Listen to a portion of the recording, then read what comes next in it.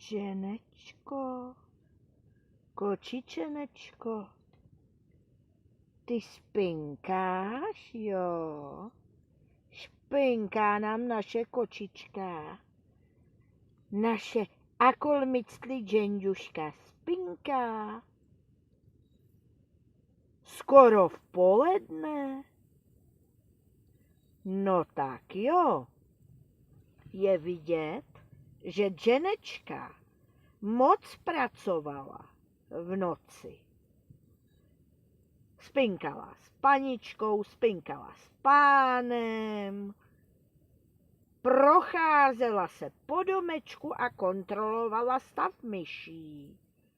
Takže teď je upracovaná a musí se pořádně, ale opravdu pořádně vyspinkat. Venku je tropických -1, tak je to nejlepší, že být v postýlce.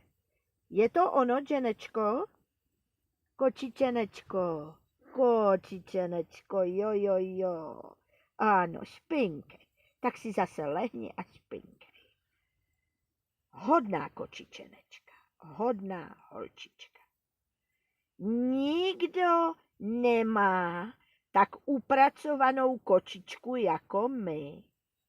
Kočička je strašně upracovaná, protože je velice pracovitá.